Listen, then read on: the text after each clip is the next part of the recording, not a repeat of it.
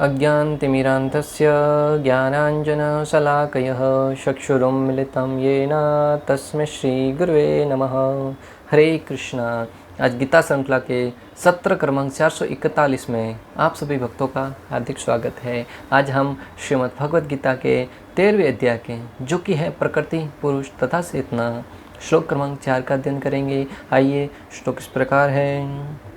यत् क्षेत्रं यत् यादृक् स यद्विकारी यत् यत् स यो यत् प्रभावश्च तत्समासेन मे शृणु।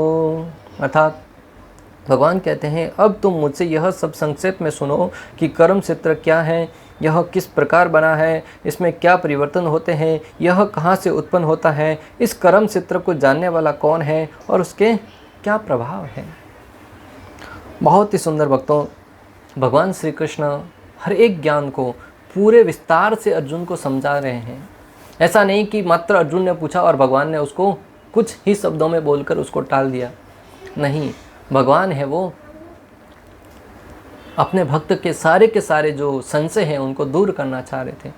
वैसे तो देखा जाए तो भक्ति योगी के लिए इन सारे के सारे ज्ञान की कोई आवश्यकता ही नहीं है।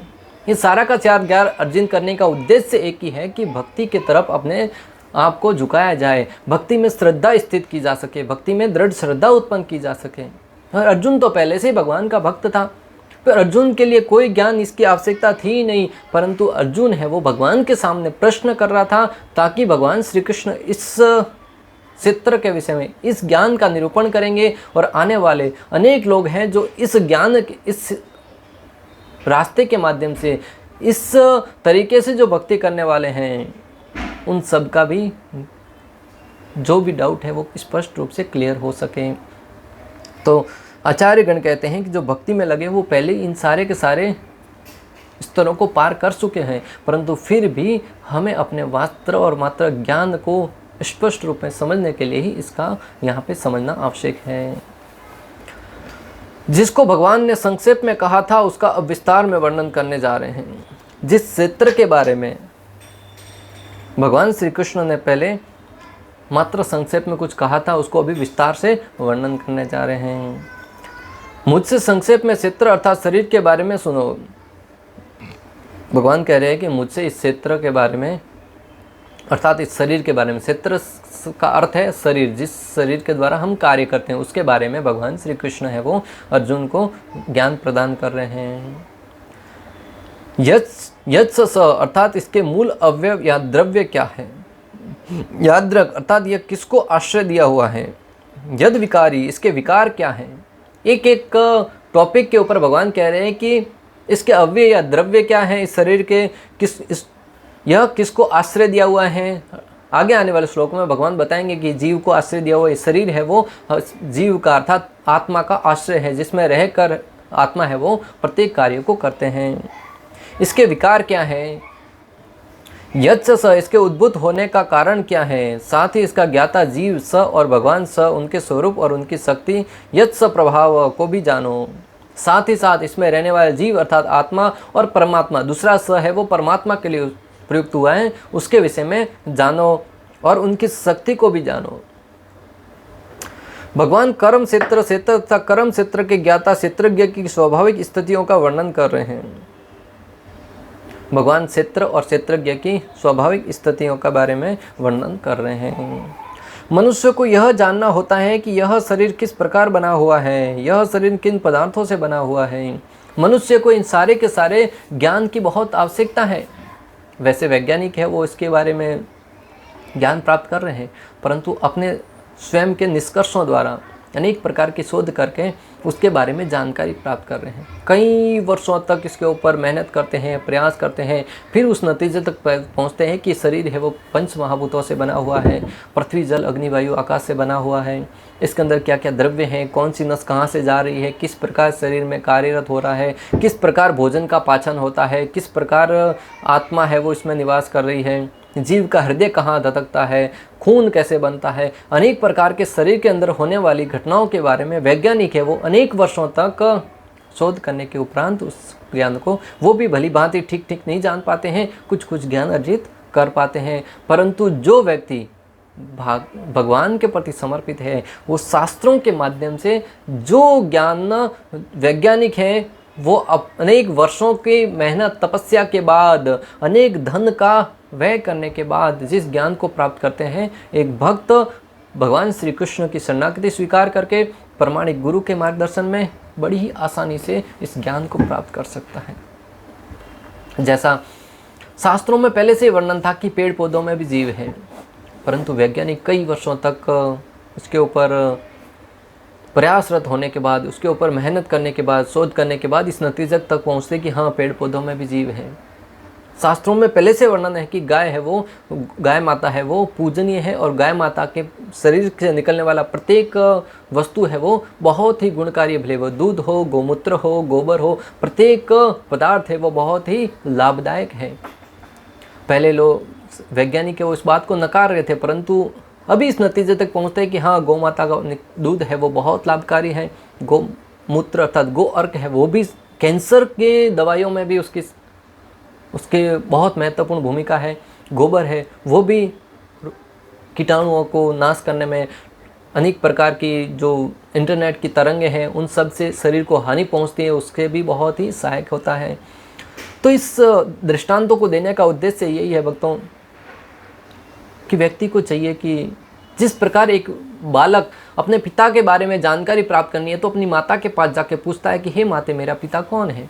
और जब माता पुत्र को बोलती है कि पुत्र ये तुम्हारे पिता हैं, और पुत्र बड़ी आसानी से उनके ऊपर विश्वास करके उस व्यक्ति को अपना पिता मान बैठता है, और उसे कोई अधिक कठिनाई का सामना नहीं करना पड़ता।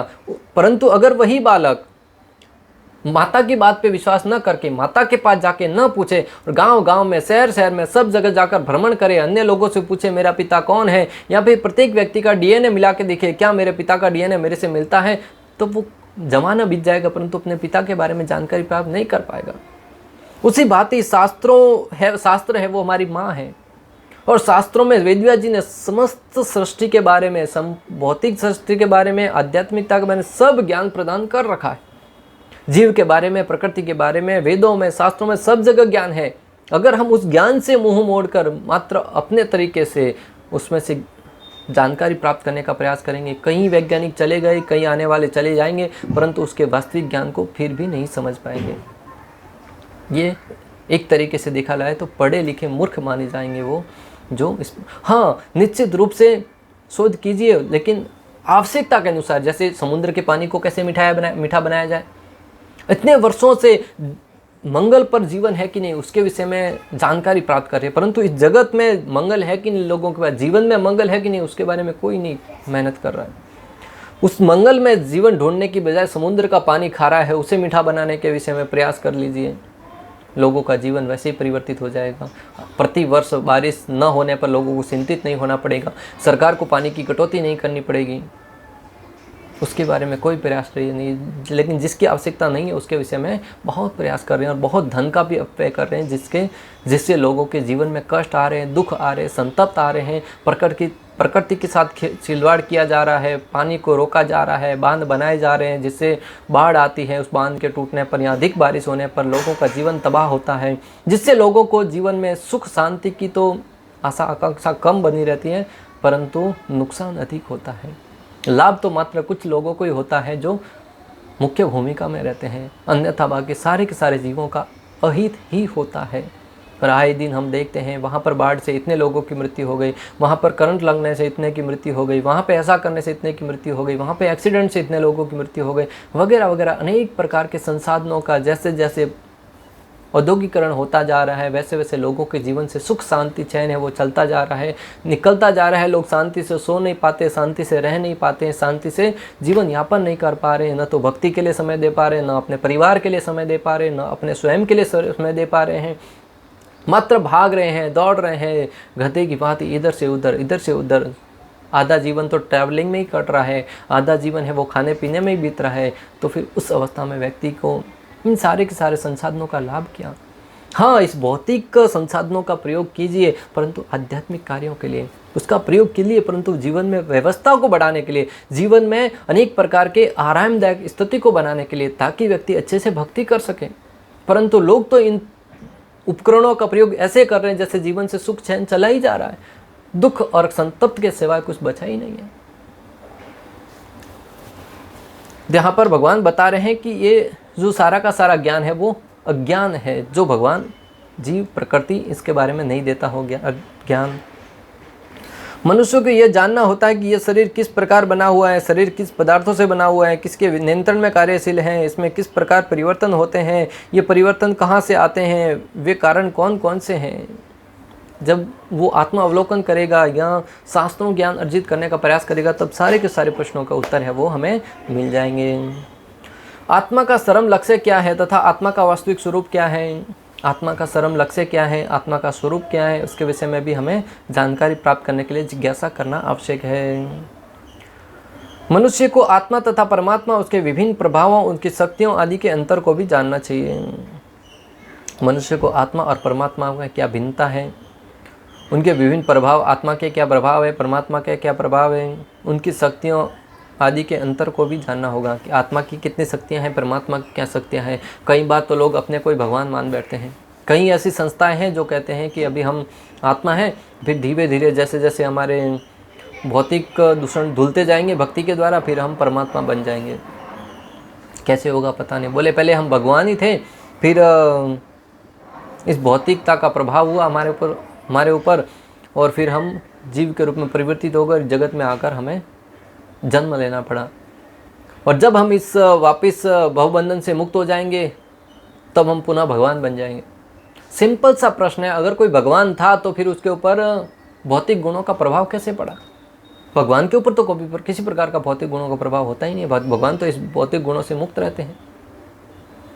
पहला प्रश्न तो यह है कि अगर वो भगवान थे तो भौतिक गुणों का प्रभाव पड़ा क्यों। और दूसरा प्रश्न यह है कि अगर भगवान की अवस्था में भी हमारे ऊपर भौतिक गुणों का प्रभाव पड़ा तो फिर हम बद्ध अवस्था में इससे मुक्त कैसे होंगे। और तीसरा प्रश्न यह है कि फिर भगवान बन गए तो कितने भगवान होंगे, कौन इस सृष्टि का संचालन करेगा, प्रत्येक व्यक्ति क्या भगवान बन जाएगा। इन सारे के सारे तथ्यों को ध्यान में रखते हुए जब हम इसके ऊपर मंथन करते तो इस लक्ष्य तक पहुंचते। ये सारी की सारी अवधारणा है, वही उसका सिद्धांत है, वही मूलभूत सिद्धांत है, वही उसमें ही गड़बड़ है। अतः ऐसे भटकाने वाले ज्ञान से लोगों को चाहिए कि दूर रहें और शास्त्रों द्वारा, प्रमाणिक शास्त्रों के द्वारा, प्रमाणिक आचार्यों के द्वारा जो ज्ञान प्रदान किया जा रहा है उसको जीवन में पालन करते हुए अपना और अपने जीवन का कल्याण करें। मनुष्य को आत्मा तथा परमात्मा, उनके विभिन्न प्रभावों, उनकी शक्तियों आदि के अंतर को भी जानना चाहिए। यदि वह भगवान द्वारा दिए गए वर्णन के आधार पर भगवत गीता समझ ले तो ये सारी बातें स्पष्ट हो जाएगी। अगर हम भगवान द्वारा बताए गए इस ज्ञान को प्रामाणिक स्रोतों से, भगवत गीता से समझने का प्रयास करेंगे, निश्चित रूप से हमारी सारी की सारी ये जिज्ञासाएं स्पष्ट हो जाएगी। लेकिन उसे ध्यान रखना होगा कि प्रत्येक शरीर में वास करने वाले परमात्मा को जीव का स्वरूप न मान बैठे। साथ ही साथ हमें ध्यान रखना होगा कि हमारे शरीर में जो वास करने वाले परमात्मा है वो जीव का स्वरूप नहीं है, क्योंकि ऐसा तो सक्षम पुरुष तथा अक्षम पुरुष को एक समान बताने जैसा है। मनुष्य को भगवान के संबंध में दिव्य ज्ञान होना अत्यंत आवश्यक है, जो उसे समस्त भौतिक द्वंद्वों और कष्टों से मुक्त कराएगा। मनुष्य को भगवान के संबंध में दिव्य ज्ञान होना बहुत आवश्यक है भक्तों, जो हमें भौतिक दुखों से, भौतिक क्लेशों से, भौतिक त्रेतापों से मुक्त कराने में सहायक होगा। जब व्यक्ति को भगवान के विषय में ज्ञान नहीं होता, अपने बारे में ज्ञान नहीं होता, तब वो अनेक प्रकार के दुखों में गोते लगाता है, अनेक प्रकार के कष्टों के अथाह सागर में गोते लगाता हुआ प्रतीत होता है।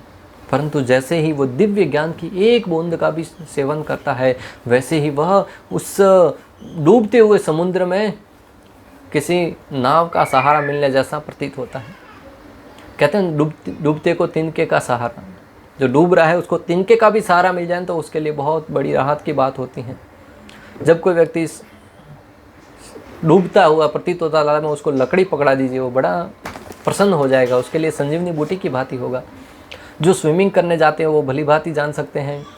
स्विमिंग के लिए सीखने जाते हैं तभी वहाँ पे जो ट्रेनर होते हैं, सिखाने वाले होते हैं, वो हमेशा हम पर दृष्टि बनाए रखते हैं। पहले थोड़ा थोड़ा जल होता है जिसमें व्यक्ति डूबे नहीं, उसमें प्रैक्टिस करवाते हैं।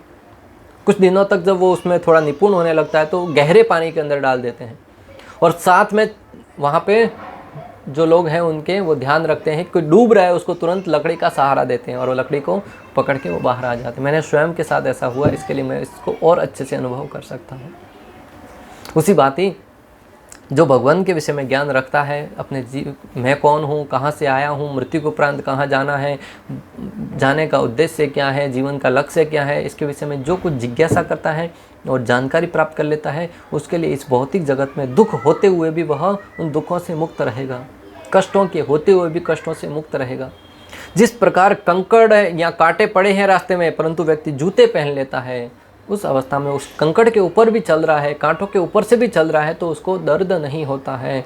उसी भांति ज्ञान रूपी आवरण जब हम इस जगत में रहते हुए पहन लेंगे, तो इस जगत में हालांकि दुख है, कष्ट है, संतप्त है, अनेक प्रकार की समस्या है, कष्ट है, परंतु फिर भी हम उन सब से, जिस प्रकार जूते उस कंकड़ों से बचा रहे हैं, उसी प्रकार हमारा ज्ञान रूपी आवरण है वो हमें इस जगत के दुखों से हमें बचाता हुआ प्रतीत होगा।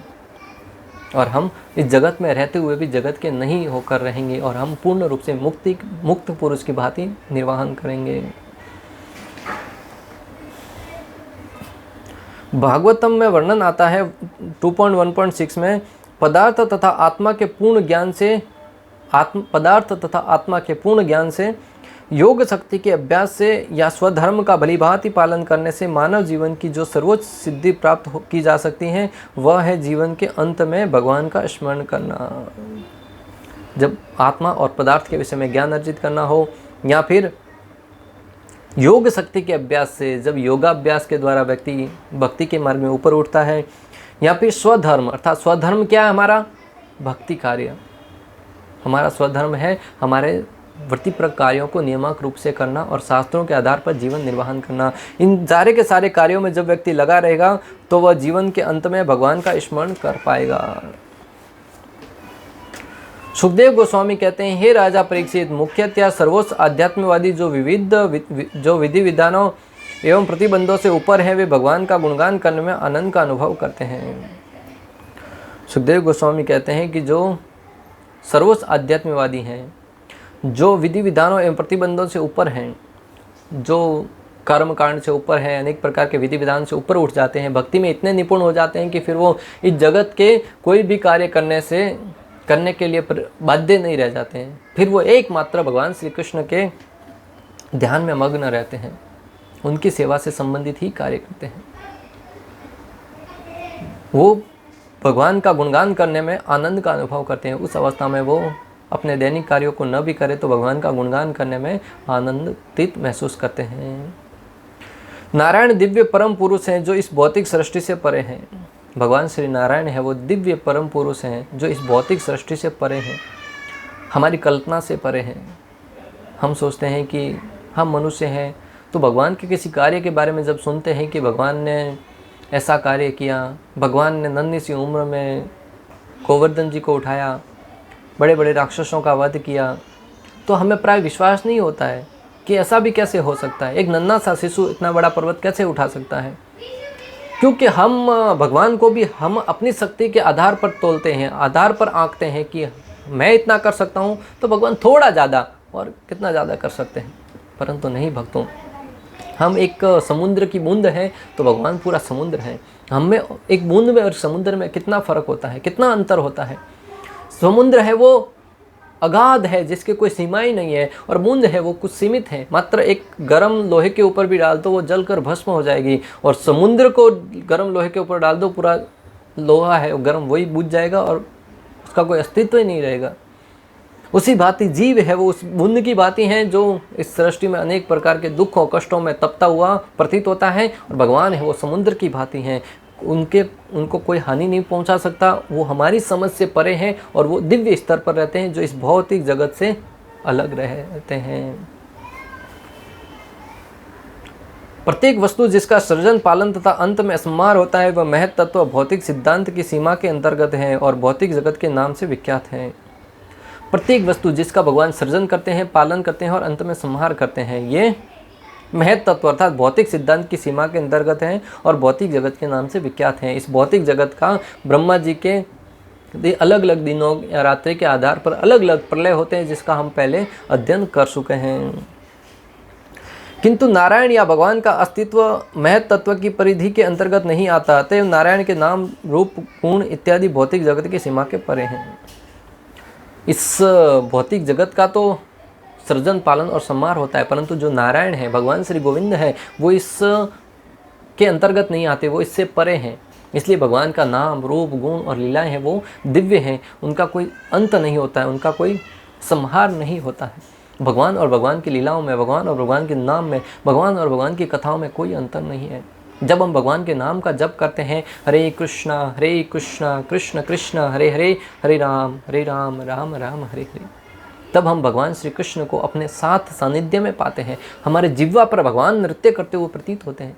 जिस प्रकार भगवान ने कालिया नाग के फन पर नृत्य किया था, वही आनंद हम भी अपनी जिह्वा से उठा सकते हैं, प्राप्त कर सकते हैं, अगर उस भाव से, उस दृष्टिकोण से भगवान के नाम का जप करें तो। भगवान का कोई भी भक्त ज्ञानियों या योगियों द्वारा अपनाई गई अन्य विधियों को ग्रहण करके भक्ति के मार्ग से कभी विचलित नहीं होता है, नहीं हुआ। इतिहास के बारे में बता रहे हैं कि भगवान का जो भक्त है वो ज्ञानियों योगियों के द्वारा बताई अनेक विधि, जो रास्ते हैं, अनेक प्रकार की योगियों द्वारा बनाई गई अन्य विधियां हैं, उनको पालन करके अपने रास्ते से भटका नहीं है। वो अपने मार्ग पर अडिग रहा और अपने ही जीवन के आधार पर जीवन निर्वाह करते हुए जीवन में पूर्ण सफलता को प्राप्त किया है।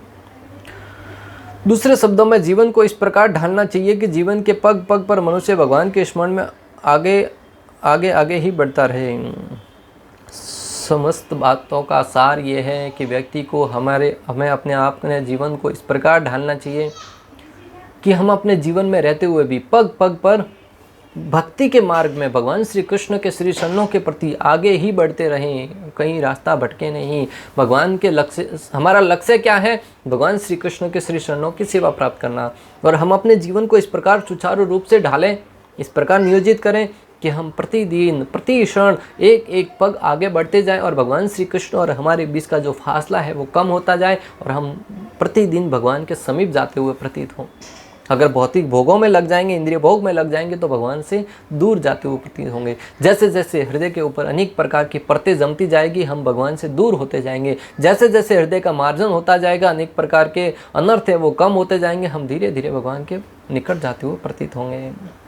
इस प्रकार श्लोक क्रमांक 4 का भक्ति वेदांत तात्पर्य पूर्ण हुआ। अंत तक हमारे साथ बने रहने के लिए आप सभी का हृदयपूर्वक प्रेम पूर्वक बहुत बहुत धन्यवाद। श्रील प्रभुपाद की जय। श्री श्री राधा गोपीनाथ भगवान की जय। श्रीमद् भगवद गीता की जय। हरे कृष्णा कृष्ण कृष्ण हरे हरे, हरे राम राम